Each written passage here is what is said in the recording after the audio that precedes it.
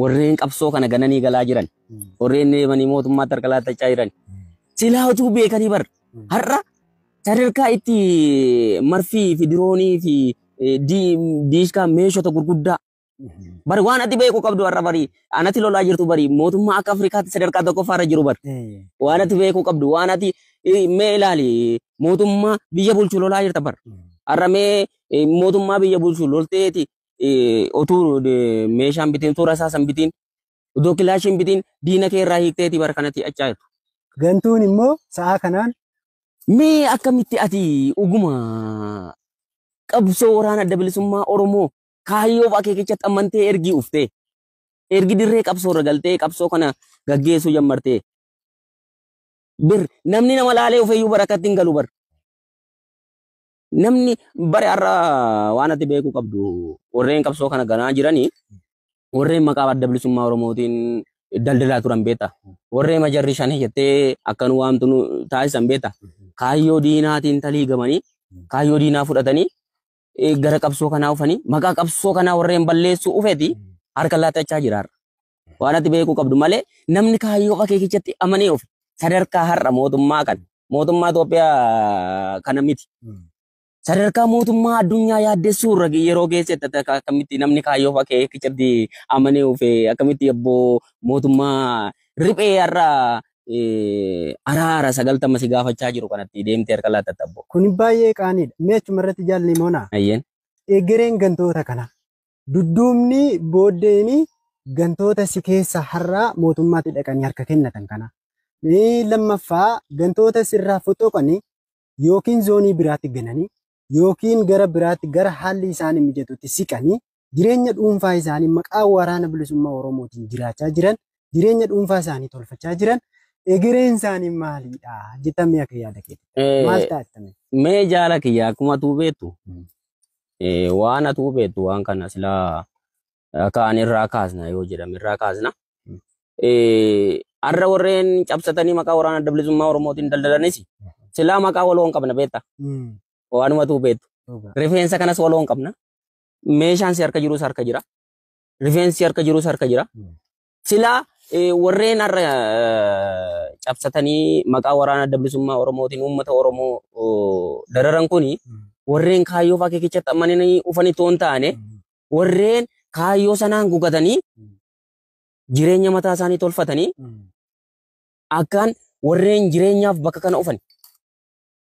Har'a warreen darbanii harka kenna laatachaa jiran immoo warreen nama laalanii ufani beeta. Warreen rifeensa waraana adda bilisummaa Oromoo laalanii ufani. Fi warreen kaayyoo akeeka kanaan maqaa waraana adda bilisummaa Oromootiin fakkeessanii jireenya isaanii jijjiirrachuuf gara qabsoo waraana adda bilisummaa Oromoo dhufanii jechuudha. Xumurri isaanii maal taatame? Xumurri isaanii gaa waanuma atuu beektu silaa qabsoon gara goola baati. Dararaa garaa arganiiti qabsoo kana fidanii nutti kennanii nuyi har'a sanarraa abbannee galanni isaaniif haa ta'u uummata keenya bosona godhannee uummata keenya irraa nyaachaa uummata keenya irraa dhugaa. Mee waanumatti beekuu qabdu waanuma dhugaa jirtu sitti nima beektaa jaala kiyya. Qabsoo akkatti beennee numne barnuyi. Akkatti sin beennu bar akkatti seenaa qabsoo akkatti nageenya bar. Qabsoon beeluu qabdi eebuu qabdi dararaa garaa qabdi jenneeti kan seenaa irraa agaa turre bar. Hanga koo beekee waaddee nyaatuutti geessa bar. Har'a nuyi bari dararaa kam argine. Mee qoteen bulaa Oromoo baadiyyaa jiraatu nuuf haa jiraatu malee. Dararaa kam argine qotee bulaa keenya irraa nyaachaa dhugaa qabsoo keenya uummata qotee bulaa baadiyyaa jiraatu. Bosona godhannee isaan keessa jiraachaatti qabsoo gaggeessaa jirra malee wanti bosona keessa teenyee qabsoo nu gaggeessaa jiru hin jiru jechuudha. Maaliif jennaan sadarkaa miti ati qabsoo ganuu irra si geessisu mee dararaa kasa kamtu sirra ga'e moo beeluu isa kam argite moo bari warreen qabsoo kana fidanii asii hin gaani bari waan ta'eef gaa mootummaanis argate taanaan ulaa galteef taananii inuma balleessa jechuudha. Silaa akkamitti balleessa jaala kiyya hin balleessu gantoota kana. Garii isa leenjisee gara kanaa erge maqaa waraana adda bilisummaa Oromoo balleessuuf. Gariin immoo rifeensa waraana adda bilisummaa Oromoo arganiiti qabsoo waraana adda bilisummaa Oromootiin gugatanii maqaa qabsoo kanaatiin jijjiiramuu dhufan. Silaa waanuma tuu beektu nuyi akkaan waraanni caaseffama qaba. Akkaan qaamata isa taliiquu qaba. kallattii fudhatee akkaan gantoota waraana adda bilisummaa Oromoo gananii fi akkaan warreen waraana irraa foxoqanii uummata Oromoo dararan kana tarkaanfii irratti fudhachaa jira. Waanumatu beektu sochii irratti go'ee hordofee kallattii aan bahee isaan hordofee garii qabaa jira. Waanumatu beektu tarkaanfii waraana adda bilisummaa Oromoo isaan irratti fudhatu. Warreen akkaan dirree qabsoo irra taa'anii waraana irraa foxoqanii uummata Oromoo dararaa jiranii waraanni adda bilisummaa Oromoo tarkaanfii irratti fudhachaa jira. Waanumatu beektu jechuudha. Miidiyaatti gadi baasee ibsine malee. Warreen irraa qabsoo kana fakkaatanii ufanii qabsoo kanaan immoo waa tokko waa lama dalagatanii warreen irraa deemanii harka kennaa jiran bare waan ati beektu warreen waa tokko waa lama jaaratanii qotee bulaa Oromoo dararanii waan hojjetatan sana immoo itti jiraachuuf jecha warreen deemanii harka mootummaatti laatan malee namni kaayyoof akeekichatti taliigamee namni kaayyoof akeekichatti amanee bakka kana ufee qawwee kaasee baate waa dara lubbuu kee tokkitti iyyuu bare ati saba keef laachuuf bakka kana ufe wareegama lubbuu gadii jirtu immoo wanti akka atiin obsine si go'uun jiru. Qabsaan akkaan qabsoo singansiisu. Jigale qaamni si taliigu tokko amma fakkeenyaaf yeroo ati akka miidiyaa irratti ageessu kana warreen harka laatan kana. Ifii isaanii yoo akkasii akkas ta'anii akkatti waliin galanii akkasii qaamni si dura jiru qaamni waraana taliigu akkaan qabsoo si taddeessuu danda'a garuu qabsoo singansiisuu hin danda'u. Har'a Oromiyaan golee 22 qabdi. Golee 22 kana keessa waraana adda bilisummaa Oromoo bakka abdeen qabdu jechuudha. Keessumaa yeroo itti karra shammarsitee jirtu. Handhuura kee yeroo galuuf jettutti qabsoo ganuun qabsaa sin jechisiisu beekta. Kanaaf waanuma atu beektu warreen akkaan qabsoo kana gananii galaa jiraniif ta'ee gananii galaa jiranis ta'ee warreen qabsoo kanarraa foxoqanii akkaan jireenya mataa isaanii jiraachaa jiran irratti warreen dirree qabsoo irra jiranii akkaan waraana adda bilisummaa Oromoo iyyuu tarkaanfii irratti fudhachaa jira. In fudhatas immoo in balleessas immoo warreen humni ishee badiima jechuudha. Warreen akkaan deemanii harka laattatanii waan hojjetatan sanatti jiraachuu barbaadan immoo egaa waanumatu beektu waraanni waan ijaarratee magaalaa keessaa qabus qaba. Kallattii sanaanis tarkaanfiin irratti fudhatamuu danda'a. Hin beekamu waan kun waan aabaati waan ta'eef amni gama mataa isaatiin caaseffama mataa isaa qaba waan ta'eef kallattiitti socho'uun hin socho'aa jechuudha. Humni ishee garuu warreen gantoonni kuni warreen maqaa qabsootiin dirree foxoqanii akkaan uummata dararaa jiranis ta'ee warreen harka laattachaa jiran kuni humni ishee badiimaa jechuudha. Maaliif simiti atillee waraana kaayyoo akeekichaan talii gamteetu baatee qabsoo gaggeessaa jirta. Badii isaatti uummanni mana jiru dirree bilisummaa keessatti itti gaafatamaa jechuudha. Siisa waraana miti kaayyoo akeekicha baratee irraa foxoqe miti. Uummatichi kaayyoo akeekicha hin beekneyyuu itti gaafatamaa jechuudha badii isaatti. Kanaaf humni gantootaa silaas badiimaa si jechuun barbaada jaallatee. Galatoomi jaallimona baay'ee galatoomi. Asirratti wanti xiqqoo tokko itti naa dabaltu silas gantuun lammii keessaan dhabamtu beektaa. Waan dhugaati jaallatee. Warreen ammallee daandii gantummaa yaadaa jiraatan jiraachuu malu. Sichi ganuudhaaf illee kan yaadaa jiran jiraachuu malu. Mee isaanii fi gamkeetiin waan naamtu yoo jiraate warra sichi ganuudhaaf daandiirra jiran si keessa jiraachuu mala. Warra ganee foxoqee kophaa jiraatus haa ta'u warra ganee kaampii diinaa jirus namni qunnamu jiraachuu mala. Isaaniif mee ergaa gabaabaa taasisa. Sila jaala kiyya waanumatu beektu maal jennaan namni kaayyoo akeeka kanatti amanee dirree qabsoo dhumne gantu. Eegale ganuun ooluu jechuudha. Booreessi yoo bobbooree ofii calalaa jedha beekta. Beekaan Oromoo. Maaliif jennaan haa yaatu.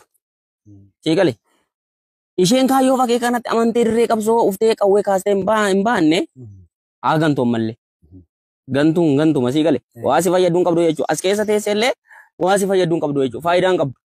Sii gale yoo gantee wayya yoo sirraa galtee yoo calalee wayya wantichi calalaas immoo jira. Sila akkuma atu beektu bara bilisummaa jala namoota ati jarra kaawwateetu ganaa jedha. Namoota ati jarra kaawwateetu si duraa qofaa jedha. Gara barii dukkanatu baay'ataa jedha. Sii gale kanaaf warreen as ituu jiranii amma dirree qabsoorra jiranii akkaan qaama cabeessan utuu beekanii cabuusaa utuu beekanii sii gale isa cabee dirree qabsoorra jiraatee akkaan uummata Oromoo dararaa jirus haa ta'u isa galee harka laattatee mootummaa faana hiriiree jirus haa ta'u utuu akkanni akkas ta'e beekanii quunnamaniiti akkaan qabsoorraa maqo yoo ta'e durumayyuu isaan warreen rifeensa waraanaa ilaalanii dhufanii jechuudha. warreen kaayyoo kana kaayyoo akeeka kanatti amananii toon ta'an maqaa waraana adda bilisummaa Oromootiin dantaa jireenya mataa isaanii tottolfachuuf gara dirree qabsoo ufan malee warreen kaayyoo akeekichatti amananii gara dirree qabsoo ufan miti jechuudha. Haa galani. Utuu galanii iyyuu bareeda beekta. Maaliif har'a ati baay'attee miti beekta. Shan taateetu shantama lolaa turte. Eegale. Shan taateetu bashan lolaa turte. Shantama taateetu kuma shan lolaa turte siigale. Yeroo sana bu'aa qaba ture qabsoon Oromoo waraana adda bilisummaa Oromoo. Har'a isa karaa deemaati gara qabsoo kanaatti dhufe.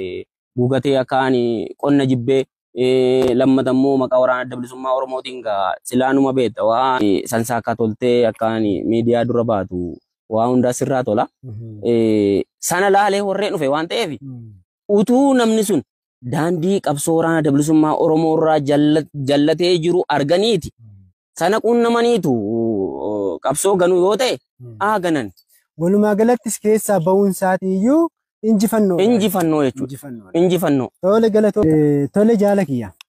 Asumarratti jechuudha.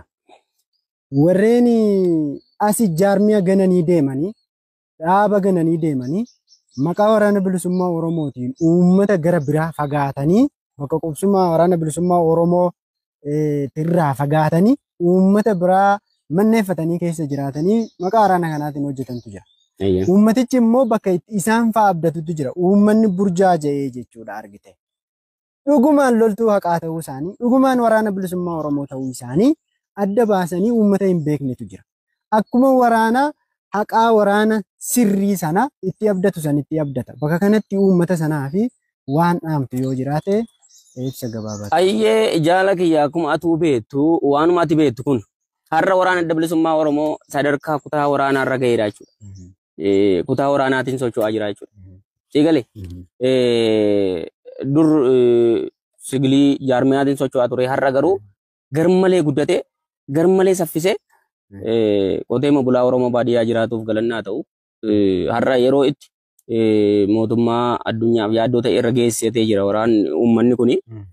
Har'a waraana adda bilisummaa Oromoo kutaa waraanaatiin birgeediyaan socho'aa jira. Silaa warreen uummata dararan kuni 5-10 hanga 50 yaa'uu dandeessi wal ijaarte. Uummanni Oromoo maalitti akka adda baafachuu qabu waan ani ibsuufii qabu uummata kanaaf silaa waraanni kaayyoo akeeka kanatti amanee manaa gadi ba'e kuni haasaan isaayyuu hin beekamu. Deemsi isaayyuu hin beekamu. Siigale akkasumatu hin beekamaa jechuudha. Silaa gaafa uummata kana dubbisullee ta'e gaafa uummata kana keessa socho'ullee ta'e gaafa uummata kana keessa illee bulu ta'e wajjaan inni hojjetu yookaan waan inni akaan isarraa mul'atu jira. Waraana sabaa akka ta'e jechuudha. Uummatichi irratti dammaquu qaba. Uummatichi waraana 5-6 ta'ee mandara keessa deemu kana irratti iyyuu qaba. Hordofatee akkaan yookaan gamanumaan waraana adda bilisummaa Oromoo uunnamu. Yookaan immoo gamanumaan humna diinaa yookaan humna mootummaatti waraana sayyatti yoo jiru akkaan quunnamee tarkaanfii irratti fudhachiisachuu qaba jechuudha. Maaliif jennaan silaa kan si keessaa gantee baate gantu arrammoo sabuma een kaleessa een gaddaa ani siif kufeensi jiraachisa siif cabeetan siif beeluu si baasa jee itti irbuu galee fi sana deebi'ee ati nyaapa jee dhabaa jira waan ta'eef silaa waraanni kaayyoo akeekichatti mana amanee Oromoof Oromiyaaf manaa gadi ba'e uummata isaan dararu beekta. Siigale uummanni waan irratti beekuu qabu waraana warreen gantoota kan warreen akkaan maqaa waraana adda bilisummaa Oromootiin miidiyaatti baanis ta'ee cabsatanii dirree qabsoo irra taa'anis cabsatanii hannaa isaaniif tolfatuuf bakka cabinsaa jiran kana ta'e beekuu qaba. Maaliif jennaan waraana adda bilisummaa Oromoo qotee bulaa Oromoos ta'e Oromoo fi saba kamuu